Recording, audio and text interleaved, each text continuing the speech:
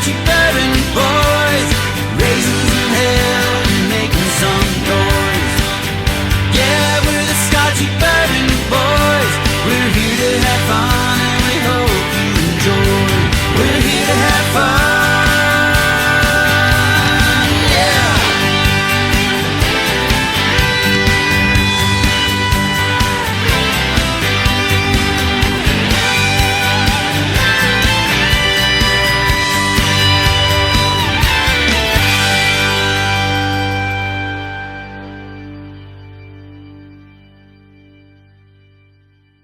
We have Bomburgers 2023, so I wanted to share that with everybody. It's like that's what this is about. You guys are coming with us, and we're all gonna make sure that you get some really good whiskey, and we have a really good time. Yes. Good friends equal good times, good bourbon, good whiskey, and remember, everybody, we all should drink responsibly, but we don't have to worry about drinking and driving. And we got a bus. And today, live the short bus. The short bus. dangerously. Kentucky Bourbon Boys bus tour. Cheers, everybody.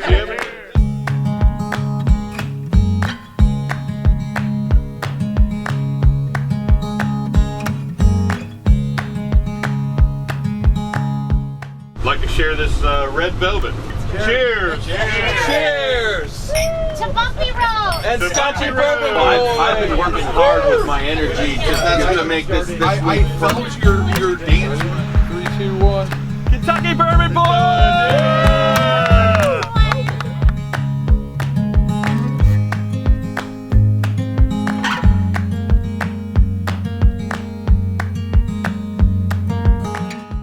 It's not a dry yeast. It's a jug yeast technique that we use. Now that makes you going off the wedding room. Hey, will you marry me? So, didn't know that was gonna happen on tour today, did we? Tannins. You might.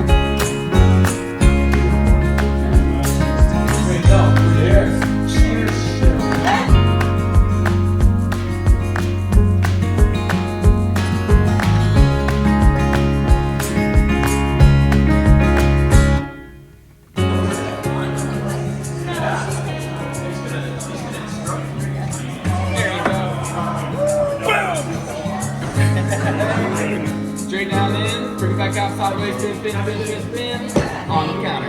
Boom. Hopefully the podcast is stabilized, because over the last couple of years from where we started, where people have moved away, that kind of thing. Super Nash is different faces, new faces. Besides myself, he's the longest. But then we got a couple new people in, or a new person, a couple new people. Right. Whiskey, who was here last year, Yep. but Yeah. CT. Who, CT is stepping up his game. He just has started with It us. fell down so bad that they brought me in. He's our eye candy of the group. I was able to get this from a friend of mine that I'm able to get some decanters from. His dad owned a liquor store in the 70s and 80s there in Anderson, South Carolina. So here we are. Cheers, everybody. Cheers. A 1976 early times decanter. And this is the first pour.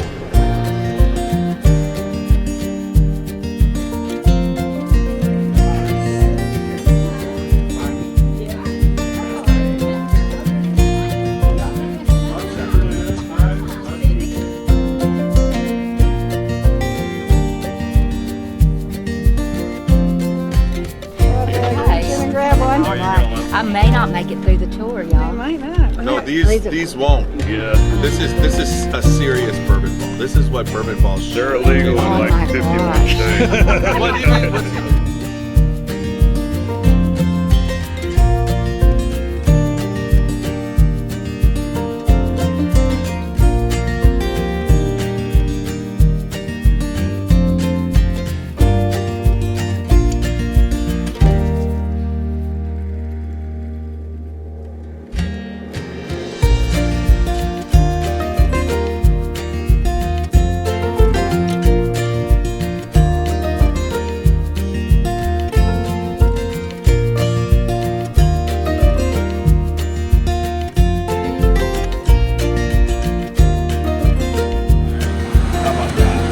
I got it. All right, now I'm good. All right, I got that.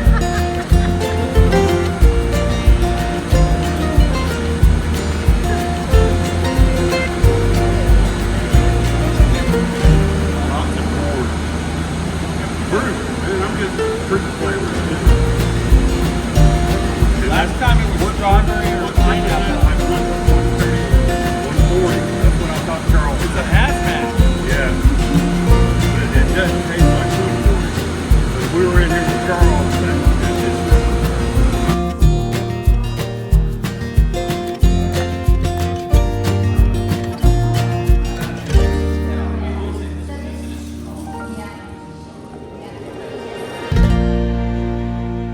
How many generations, but 9-generation farmer, supplies a lot of the corn to the industry.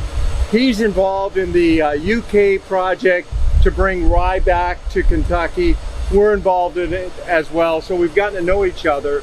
But he works very closely with where we just were. And so I thought he could give you a little history of the farming, their relationship with the distilling industry and everything else. Yeah, so my many great-to-go-grandfather came through the area in the Revolutionary War as a captain for the U.S. Army, and he came through the area in 1776, fell in love with it, and then after they won the war, the Revolutionary War, George Washington gave all the captains in the Army 8-square-mile land grant, and he picked this area to settle, because when he was coming through here, he loved it because of how much water that was here. So in 1788, we settled this area right across the road. As a matter of fact, there's still the original meat house that they built, brick building that they built, still standing. It's the oldest brick building this side of the Appalachian Mountains. We still have all the brick molds that was used to build it. And we've been farming in the area since 1788. We never really pushed corn into feed for livestock. Since the very beginning, we've been making whiskey out of our corn. That's just the way it was. It was easier to put it through a barrel than it was to put it through a cow, what my grandfather always said. I think that, and a good friend of ours, and I won't drop names, but even says that one of the things that he likes about the group is the fact that we're passionate about the people in the bourbon and whiskey, and we're not just in it for a reason of self-advancement. You know, we're not trying to get something out of this other than the fact we want to share it and enjoy it with people, friends, and that's something that probably most don't. You know, they may get into it for that reason, but then they get driven by other things, and we're not. We enjoy people, and the bourbon is a connection to the people. So. And you know, after a few years of being isolated and not having lots of opportunities to be social with people, you can't find anybody in this industry that isn't friendly and welcoming and they're just really wonderful, people. So if you want to get back into and do something fun that you never thought, instead of going and sitting on a beach in Florida, come down here and do some of the bourbon trail and engage with the people that are here, because they really are terrific. And I guess I hope that one of the things that y'all have always seen about me is what makes me the happiest and about being in this is being on the beach and the bourbon trail at the same time while you're scuba diving. Yeah, one of those. That's one of the reasons. But no, actually, is that I do finding bourbons and just being able to give and see people enjoy them and all. That was always been one of my things. That's why you're super Nash. Yeah. We're going to do another vintage pour, and this one happened to come from Vintage Revival and Spirits in Covington, Kentucky, from our friend Brad Bonds.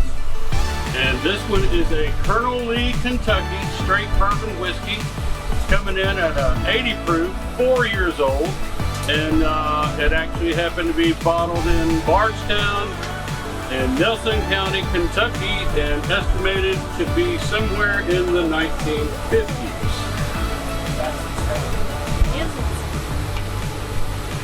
All right.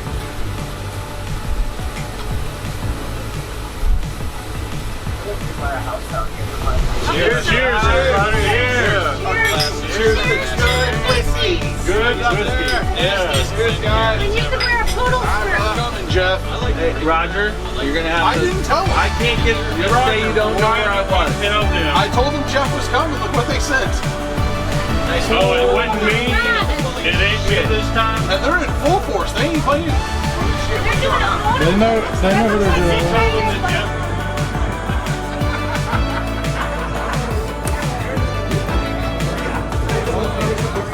I in the middle part, not a lot of people's touching, but overall, that's like it's really starting to take on character.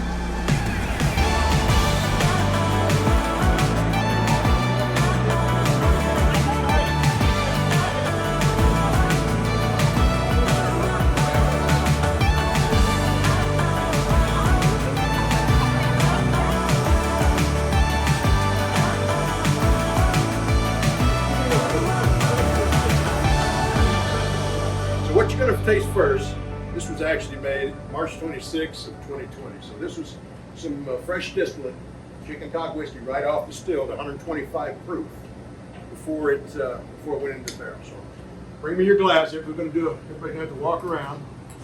That's mine right there. Dash in there. Much. That's how you can, but you should have to. But you can already see it's in 6 months.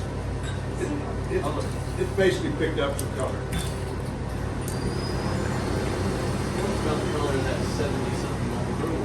Smell the notes. Big difference from what you smelled a minute ago, right? Just from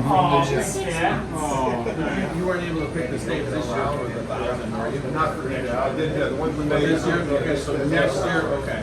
Next year will be the first year. So this is What was the proof on this one? That's fucking fantastic. 125. I feel like the first one we had was like beyond my favorite thing I've ever had. To be honest. Still our specifications are as far as But just now know that you did select a lot that may taste the difference. Because there's medium gonna plus be a notes difference. and We're just doing one for real. I'm in this one too. Yeah. Come on, Scotchy Bourbon Boys. Oh my God. To top off the bus tour, we have a Weller foolproof store pick. No, not store pick. State pick. A state pick from Ohio Liquor. Oh, wait,